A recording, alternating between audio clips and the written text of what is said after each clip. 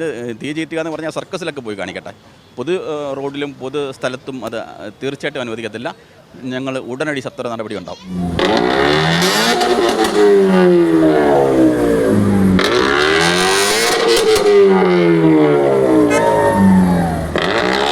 കഴിഞ്ഞ ദിവസമാണ് കുണ്ടറയിലെ ഒരു കല്യാണത്തിനെത്തിയ സമയത്ത് ഇത്തരത്തിൽ തീ തുപ്പുന്ന ഒരു കാർ ശ്രദ്ധയിൽപ്പെടുകയും സാമൂഹ്യ മാധ്യമങ്ങളുടെ ആ ദൃശ്യങ്ങൾ പ്രചരിക്കുകയും ചെയ്തത്. തുടർന്ന് മോട്ടോർ വാഹന വകുപ്പ് വിശദമായ പരിശോധന നടത്തുകയും ഒടുവിൽ അത് ആരുടേതാണ് ആ കാർ എന്നുള്ള കാര്യം കണ്ടെത്തിയിരിക്കുകയാണ്. കാറ് ഹാജരാക്കണമെന്നൊരു നിർദ്ദേശവും നടപടികൾ ഉൾപ്പെടെയുള്ള കാര്യങ്ങളിലേക്ക് മോട്ടോർ വാഹന വകുപ്പ് കടക്കുകയും ചെയ്തിട്ടുണ്ട്.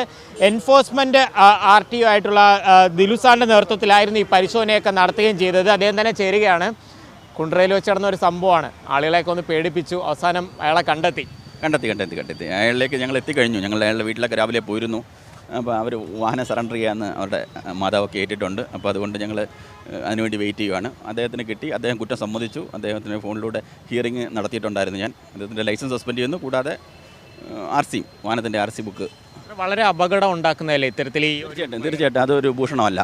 സാധാരണക്കാരും പാവങ്ങളും ഒക്കെ യാത്ര ചെയ്യുന്ന, ഒരുപോലെ യാത്ര ചെയ്യുന്ന നിരപരാധികളായിട്ടുള്ള ആൾക്കാർ യാത്ര ചെയ്യുന്ന, അവരുടെ ദേഹത്തേക്ക് തീ പോലെ അപകടകരമായിട്ടുള്ളൊരു സാധനം ചീറ്റുക എന്ന് പറഞ്ഞാൽ നമുക്ക് വിട്ടുകൊടുക്കാനോ അല്ലെങ്കിൽ ഒഴിവാക്കാനോ പറ്റുന്നൊരു സാഹചര്യമല്ല. എന്ത് മാനസികാവസ്ഥ അതിനുള്ളത്?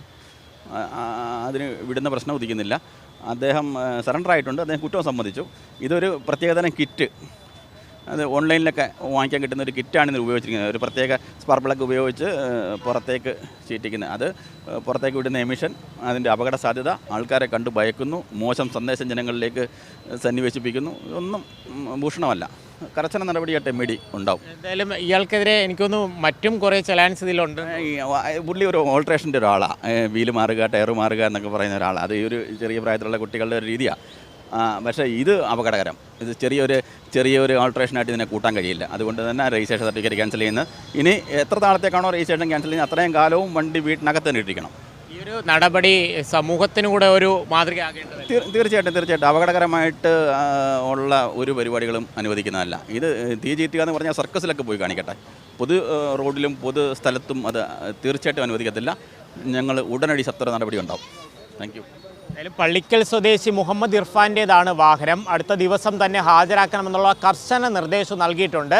ഹാജരാക്കിയില്ലെങ്കിൽ വാഹനം പിടിച്ചെടുക്കാനുള്ള നടപടിയിലേക്ക് കടക്കും. അതുമാത്രവുമല്ല, ലൈസൻസ് സസ്പെൻഡ് ചെയ്യുകയും ആ വാഹനത്തിൻ്റെ RC ബുക്ക് റദ്ദ് ചെയ്യുക എന്നുള്ള നടപടിയിലേക്കാണ് നിലവിൽ മോട്ടോർ വാഹന വകുപ്പ് കടന്നിരിക്കുന്നത്. കൊല്ലത്ത് നിന്ന് ലിജോ റോളൻസ്, മീഡിയ 1.